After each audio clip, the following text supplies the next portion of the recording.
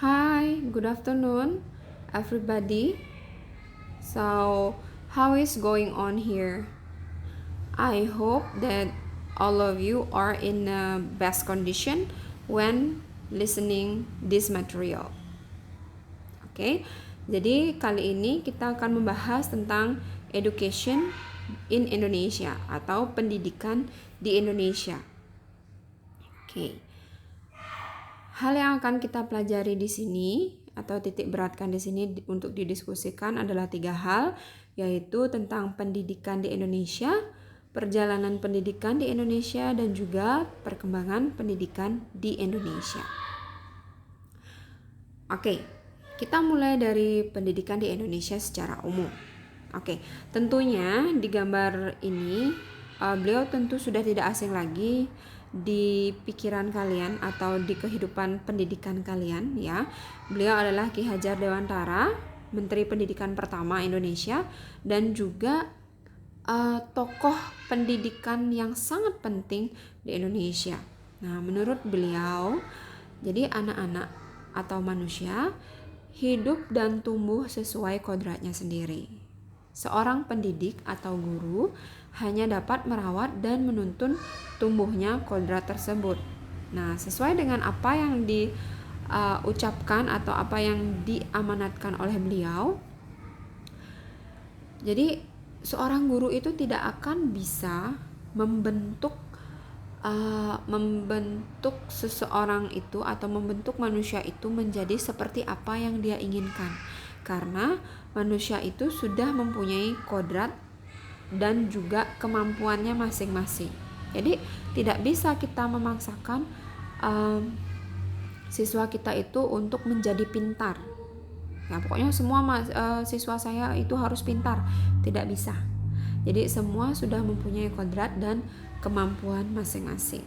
Nah, kita sebagai pendidik hanya perlu merawat dan juga menuntun agar kemampuan mereka yang awalnya tersembunyi menjadi terbuka atau bisa diketahui.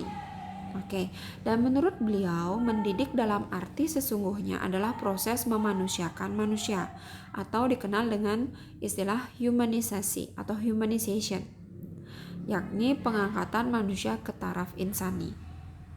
Jadi bukan maksudnya seseorang yang tidak mengenyam pendidikan atau bilanglah seseorang yang belum merasakan pendidikan formal berarti bukan manusia. No, ya. So we all are human, but not all are humanized. Ya, jadi semua orang itu pasti manusia ya, nggak mungkin yang lainnya, nggak mungkin alien juga ya. Jadi yang membuat kita berbeda itu adalah cara pemikirannya. Jadi sebagai seorang pendidik itu adalah tugasnya memproses atau membantu manusia itu untuk menjadi manusia yang sebenarnya, yang matang secara mental, moral, dan konsep hidupnya. Oke, jadi ketika kita sudah mempunyai pendidikan atau istilahnya mengetahui atau pernah mengenyam pendidikan, kita sudah secara tidak langsung diajarkan bukan hanya tentang bukan hanya tentang hitung-hitungan, matematika, tapi juga konsep hidup yang secara tidak langsung ditanamkan oleh guru tersebut. Oke, jadi itulah proses memanusiakan manusia. Oke. Tujuan pendidikan adalah penguasaan diri, sebab disinilah pendidikan memanusiawikan manusia atau humanisasi, dan juga penguasaan diri merupakan langkah yang harus dituju untuk tercapainya pendidikan yang memanusiakan manusia. Oke, maksudnya adalah penguasaan diri. Tujuan pendidikan yang utama adalah penguasaan diri. Jadi bagaimana manusia tersebut bisa menguasai dan mengetahui siapa sih dirinya, apa sih hal yang bisa dia explore di dalam dirinya. Nah, itulah tugas utama sebagai seorang pendidik. Kemudian berbicara mengenai pendidikan, tentunya pendidikan di Indonesia itu sudah mengalami perjalanan yang sangat panjang sekali. Dari masa kolonial di penjajahan Belanda, terus juga meningkat ke penjajahan Jepang, terus juga ke masa kemerdekaan, memasuki masa Orde Baru, Orde Lama, Reformasi, dan pastinya ada perubahan di sana sini. Jadi di sini akan didiskusikan beberapa perjalanan yang ada untuk pendidikan nasional di Indonesia. Jadi pada masa kolonial, yaitu pada zaman penjajahan Belanda, kita sebagai masyarakat pribumi juga dipersilakan untuk mengenyam pendidikan, namun hanya untuk golongan tertentu saja. Tidak semua masyarakat bisa mengenyam pendidikan secara langsung di dalam kelas, ya, seperti sekarang ini tidak. Jadi pendidikan pada masa kolonial itu ditujukan untuk kelas dalam masyarakat. Jadi tidak terlalu mendalam, hanya untuk belajar agama, belajar cara menulis, cara berhitung, dan itu pun dasar, ya. Yang dimana sekolah pada masa kolonial ini ditujukan untuk sekolah menjadi pegawai. Pegawai yang dimaksud itu bisa berupa abdi kerajaan, bisa berupa staf atau pegawai di kantor pemerintahan, ya. Dan setelah di pendidikan di masa kemerdekaan, jadi setelah merdeka, pendidikan pun mengalami suatu perubahan yang sangat signifikan sekali. Jadi mulai di proses pemerataan pendidikan itu terjadi. Jadi pendidikan nasional itu ada dalam roh proklamasi. Jadi salah satu bunyi proklamasi tentang kemerdekaan, nah di sana juga diupayakan kemerdekaan dalam mengenyam pendidikan. Nah, pada masa kemerdekaan ini, pendidikan nasional berdasarkan pada budaya bangsa. Jadi ditekankan budaya bangsa, mengenal bangsa sendiri, mengenal filosofi Pancasila, dan juga mematangkan atau mempererat persaudaraan bangsa, ya. Dan pada zaman itu, pendidikan itu dibagi menjadi 3 tingkatan, yaitu pendidikan rendah yang dulu dikenal sebagai sekolah rakyat, ya, atau SR, dan pendidikan menengah serta pendidikan tinggi, ya. Namun tidak sama rata seperti sekarang ini, ya. Masih susah karena masih dalam proses penyetaraan atau proses penyetaraan pendidikan, oke. Dan di Indonesia pun dikenal adanya paradigma pendidikan, yaitu cara pandang seseorang atau cara pandang suatu bangsa dalam menilai atau dalam memandang nilai-nilai pendidikan tersebut. Nah, paradigma pertama yaitu epistema ekonomi. Nah, ketika kalian berbicara tentang ekonomi, jadi sesuai dengan namanya, ya, ekonomi, it's relate to all about money, investment, and yes, all about money. Okay? Jadi pendidikan itu dilihat dari sebagai suatu investasi dalam pengembangan sumber daya manusia. Jadi lebih dari lebih menekankan ke investasinya. Jadi jika semakin tinggi pendidikan seseorang, semakin mudah mendapat pekerjaan. Nah, itu merupakan investasi. Semakin tinggi pendidikan seseorang, semakin dihargai orang tersebut. Itu juga dimaksud dengan investasi, ya. Jadi jika pandangan demikian atau paradigma seperti itu merupakan epistema ekonomi. Selanjutnya kita mempunyai yang namanya epistema politik atau pandangan pendidikan yang mengarah ke politik. Nah, dalam paradigma ini dilihat sebuah proses pendidikan itu mengutamakan peserta didik sebagai anggota dari suatu bangsa yang bersepakat untuk membangun suatu bangsa yang dicita-citakan. Nah, jadi ini juga tertuang dalam Undang-Undang Dasar ya, bahwa setiap warga negara itu berhak mengenyam pendidikan ya, dan juga cita-cita mulia negara ini yaitu untuk lebih mengedepankan pendidikan untuk seluruh bangsa Indonesia. Oke. Terus selanjutnya itu ada epistema kebudayaan. Jadi pendidikan dilihat dengan cara budaya atau dari kebudayaan, sudut pandang kebudayaan. Oke. Dalam epistema ini, manusia dilihat sebagai anggota komunitas yang berbudaya dan mempunyai hak untuk hidup dan mengembangkan kebudayaannya. Jadi pendidikan itu juga termasuk ke suatu kebudayaan dari suatu komunitas atau suatu negara. Ya, jadi kita semua mempunyai hak yang sama untuk mengembangkan dan hidup bersama kebudayaan yang kita miliki. Nah, yang terakhir yaitu epistema pedagogis. Nah, epistema pedagogis ini adalah paradigma yang murni tentang pendidikan.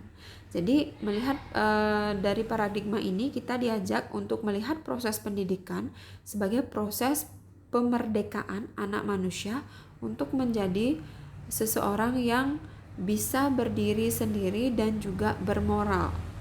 Ya, jadi matang secara mental, moral, dan juga mandiri, itulah yang dimaksud dengan epistema pedagogis.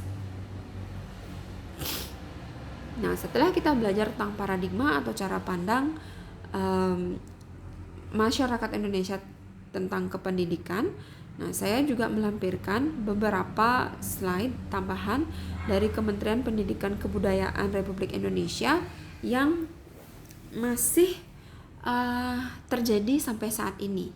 Jadi ada satu speech pada tahun 2017 itu dari Menteri Pendidikan kita, yaitu Bapak Anies Baswedan.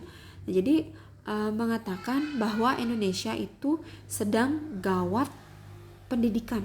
Gawat pendidikan yang dimaksud adalah, jadi akan dikemukakan di slide-slide ini.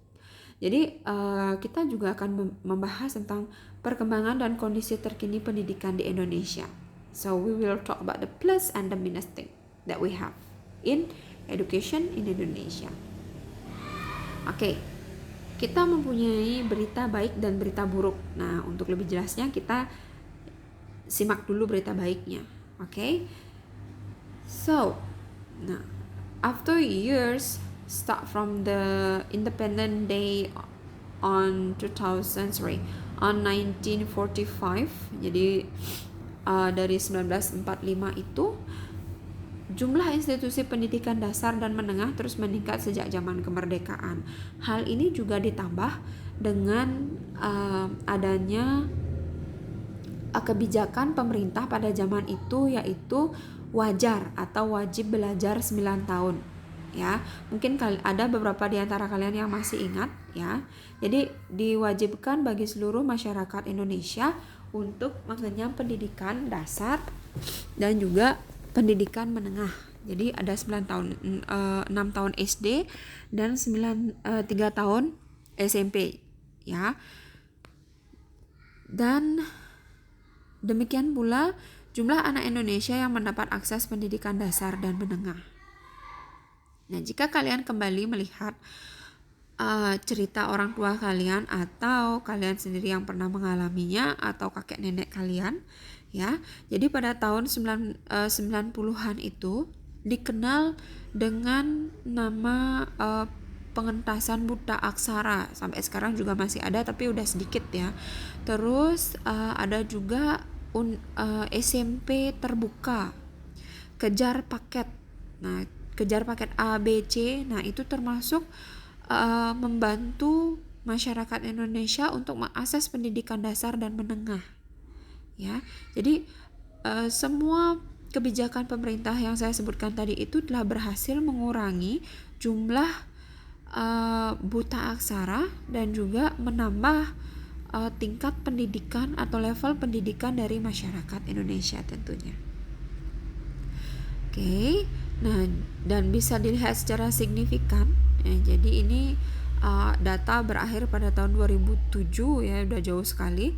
Nah pada tahun itu mahasiswa dari tahun 1970 jumlah mahasiswa berlipat ganda.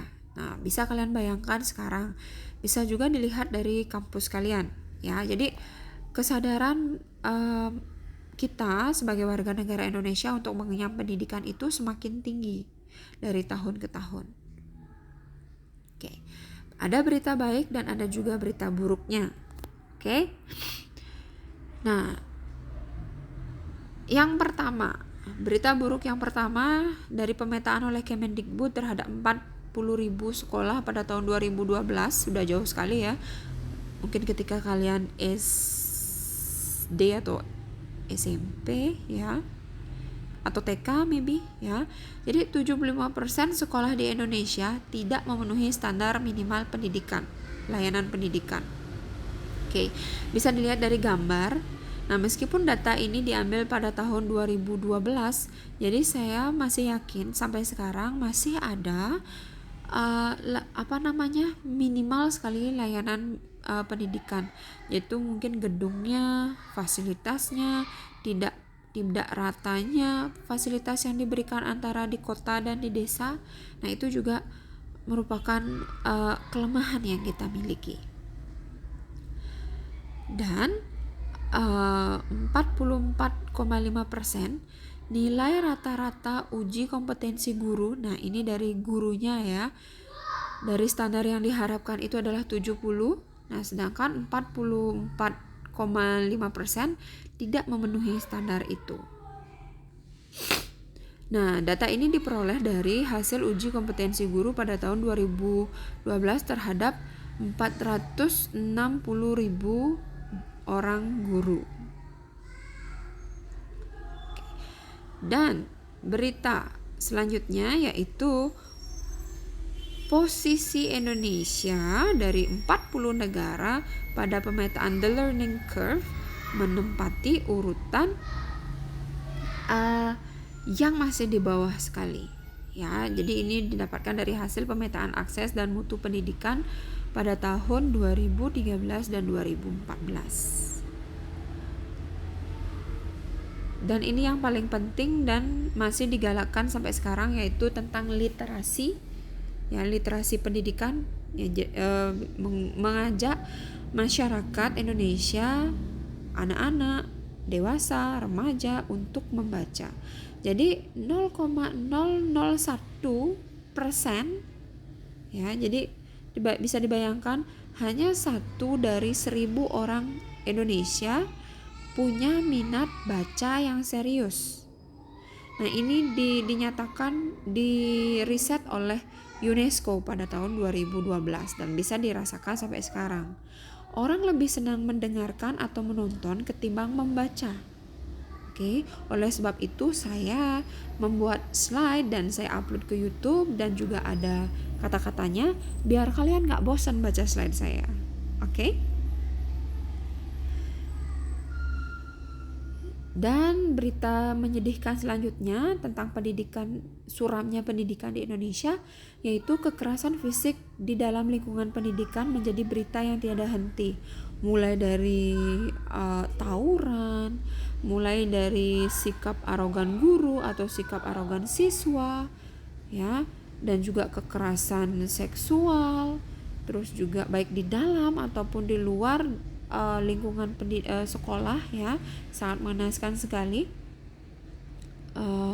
Dan juga banyak berita yang berhubungan dengan kekerasan fisik yang terjadi di lingkungan pendidikan.